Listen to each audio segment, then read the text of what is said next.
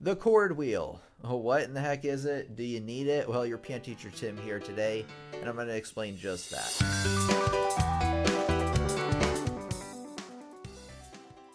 Okay, I found this on Amazon, and in fact, I'm going to include an affiliate link for you in the description if you do decide to purchase this. I'm going to explain really who I think it's for. It's not for everybody. So first of all, what is it? It's basically a chord wheel with all of the chords on the piano on it. Now, you do need to know about some music theory and some things ahead of time before you really can get the most out of the chord wheel, but I'm going to do my best to explain it. So you may have heard that there are these things called keys, and the keys tell you basically what notes and what chords exist in the key. So think about this like outline as the key.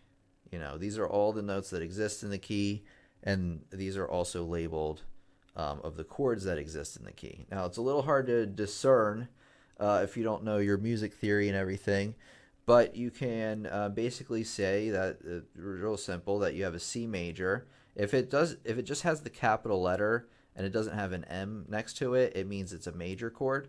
So in the key of C major, you have an F major chord, a G major chord, a D minor chord, an E minor chord, and an A minor chord, and then a B diminished chord. If you cycle it over, so you're always basically looking here at the key. So if you cycle to the key of G, these are all the chords that exist in the key of G. And it might be good practice, if you don't know already, is to play all these chords and just become more and more familiar with them. If you wonder like what these extra text is, this tells you what type of each kind of chord can exist in the key. I'm not going to get super into that today. If you know what I'm talking about, you know, and if you don't, you don't. That's really not what this lesson's totally about. But if you are basically learning your keys and you want to know all the chords included, it's good for that. So it's good for theory students or piano students who want to learn more about theory, which is probably all of us, or you have to know about theory. It's great for, you know, composers, because you can say, all right, I'm going to compose a key in the key of F. So I know that there's a C chord, B flat chord, any of these. And then you know that any of these other chords do not exist within that key.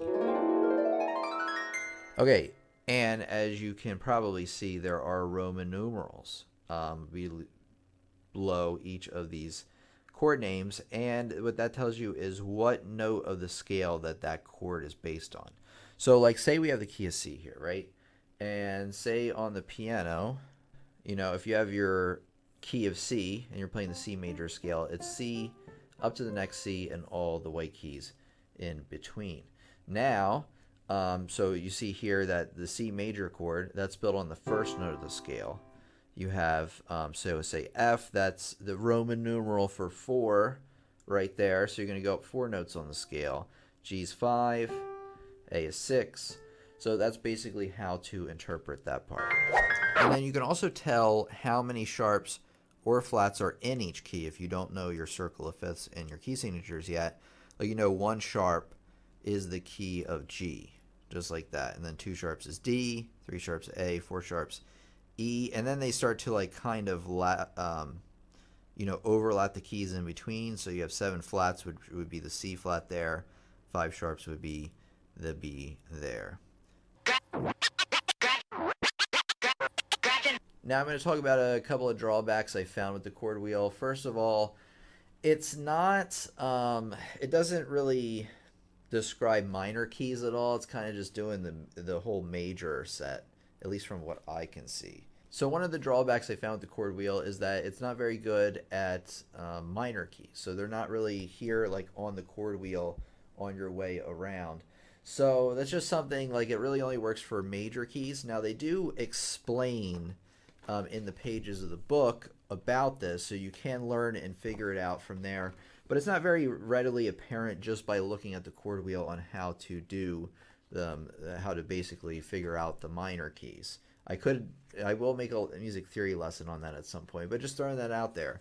They also there's also a lot of other theory things that are in the book that really help you understand the most about the chord wheel. Some of the stuff is what I already mentioned, but some of the stuff you will definitely want to check out. You want to read this stuff first to get the most out of. Basically, is what you're paying for is like a front cover, right? And then the rest of the 12 pages or whatever is probably is an explanation on how it works. So do I recommend the chord wheel? Yeah, it depends on what type of student you are. If you are a beginner student learning the beginner stuff, probably not. But if you want to learn more about playing in different keys, what chords exist in different keys, if you're a composer, things like that, then I highly recommend you pick it up. It is about $10 on Amazon. I'm going to include an affiliate link in the description for you. I do get a cut of anything you buy from there, so, you know, much appreciated. And yeah, just check it out. You know, links in the description. Take a sip of water, and then we're going to learn a ton. This might get me in trouble. All right, I probably got demonetized anyway, but what are you going to do? Another drink, of course. Take some just swig of water. I feel like I need to move the camera a little bit, but it's not bad. My favorite note is 3. Plugging my website. All right, here we go. You know what? I'm going to grab the old-timey metronome, and we're going to use that one, because why else use it? Let me make sure it's wound up. Let me take a drink. I'm sure the file size is going to be insane for my editor, but let's see here.